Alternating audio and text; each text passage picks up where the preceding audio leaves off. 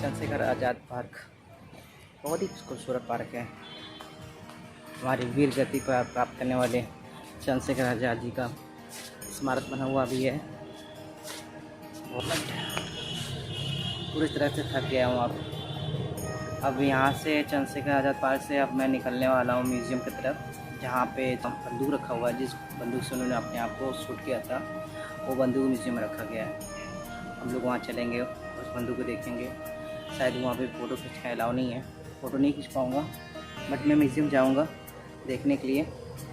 फिर वहाँ से प्लान है मुझे आनंद भवन जाने के लिए। आनंद भवन जाने के बाद वहाँ से सीधे खुशबू बाग जाऊँगा, फिर इस्कॉन स्टेशन लास्ट, इसके बाद अपने गोरखपुर। और पार्क बहुत प्यारा है, देखते हैं। पार्क बहुत प्यारा है और बहुत बड़ा है। ये शायद गेट नंबर 3 पे हम आए हैं। गेट नंबर 3 पे आकर डायरेक्टली मेरे को दर्शन मिल गया। अगर गेट नंबर 1 जाएंगे तो पार्क घूमते रह जाएंगे। गेट नंबर 2 जाएंगे तो घूमते रह जाएंगे। गेट नंबर 3 आएंगे डायरेक्टली हमको चंद्रशेखर जी का स्मारक मिल जाएगा। चलते हैं, आगे बढ़ते हैं।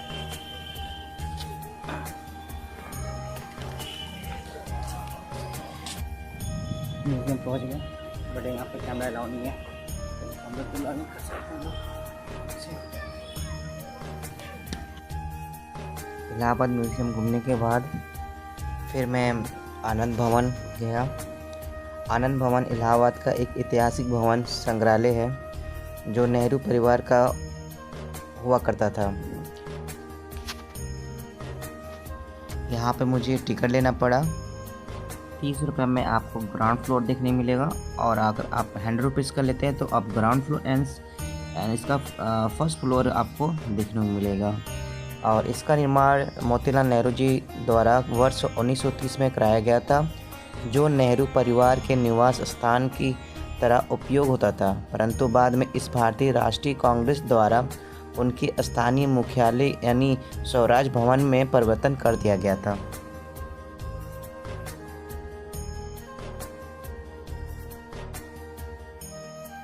और मैं एक चीज़ बता दूं आपके जानकारी के लिए, 1970 में भारत के तत्कालीन राष्ट्रपति इंदिरा गांधी द्वारा आनंद भवन को भारत सरकार को समर्पित कर दिया गया था, जिसके बाद इसे नेहरू परिवार को एक श्रद्धांजलि के रूप में एक संग्रहालय में बदल दिया गया था।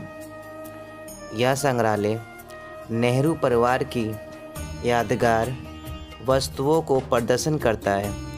साथ ही यह भारत राष्ट्रीय कांग्रेस की बैठकों, बहुत सारे तस्वीरें और जो ब्रिटिश शासन के खिलाफ अपनी गतिविधियों की योजना बनाने के लिए यहाँ इकट्ठा होते थे।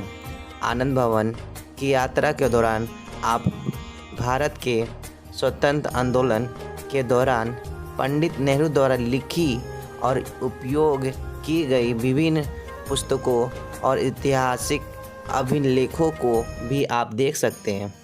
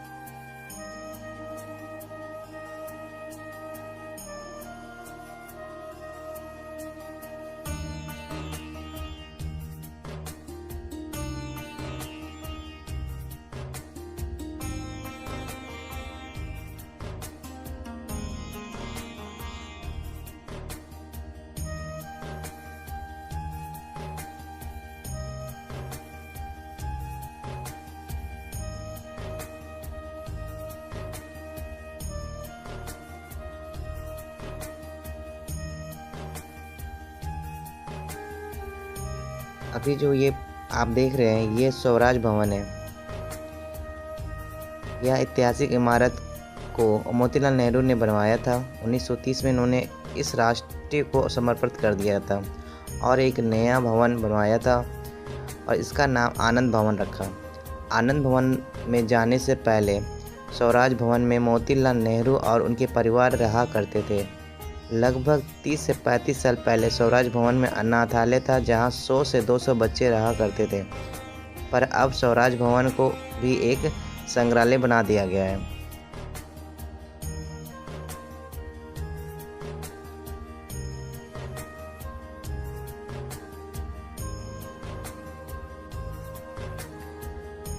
इसके बाद यहाँ कांग्रेस कमेटी के मुख्यालय बनाया गया। भारत के पहली महिला प्रधानमंत्री श्रीमती इंदिरा गांधी का जन्म यहीं पर हुआ था। इस स्वराज भवन में आज़ादी की लड़ाई के दौरान कालीन में बनाए एक कमरे में स्वतंत्र संग्रहालय की मीटिंग होती थी। इस भवन में मोतीलाल नेहरू, सरोजिनी नायडू, कमला नेहरू और जवाहरलाल नेहरू के कमरे और अन्य कार्यालय वगैरह देखने को मिलता है।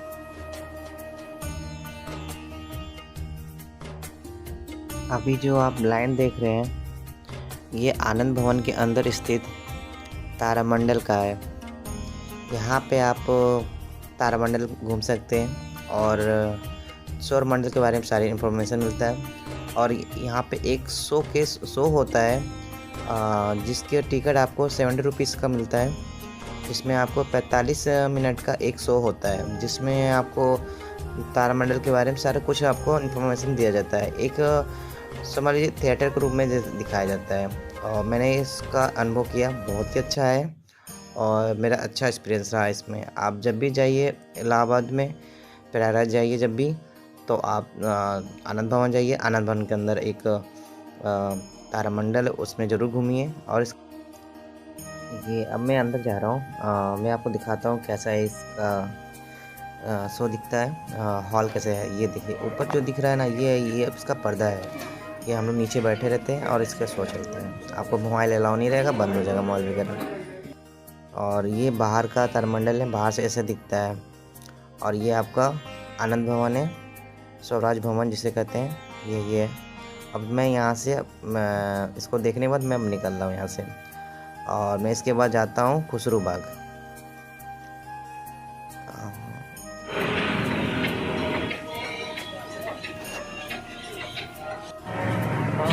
हाय गाइस, अब नया ट्रेंड पे आ गए हम लोग खुसरू बाग। देखते हैं इसके अंदर क्या है। खुसरू बाग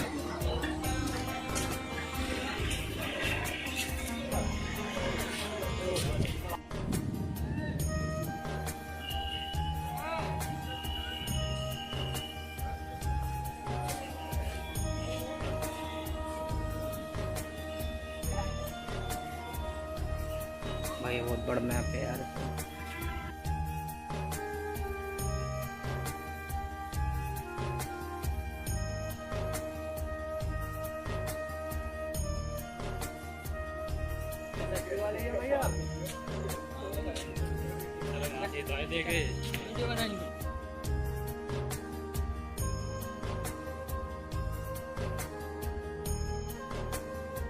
फाइनली मैं खुसरू बाग के अंदर हूँ। खुसरू बाग अंदर से बहुत ही खूबसूरत है और यहाँ पे आपको 3 मकबरे देखने को मिल जाएंगे।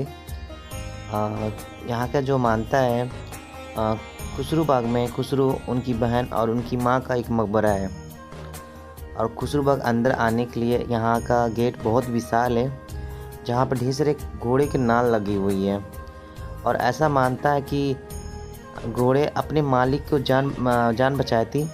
और यहाँ पे अगर कोई भी कुछ मानता मांगता है, अगर वो मानता पूरा होता है तो यहाँ के मकबरे पे गेट पे वो घोड़े का नाल लगाकर उस मान्यता को पूरा करते हैं। खुसरू बाग घूमने के बाद मैं रेलवे स्टेशन की तरफ बढ़ता हूँ और आगे एक थर्ड पार्ट है, ज़रूर देखिएगा इसको।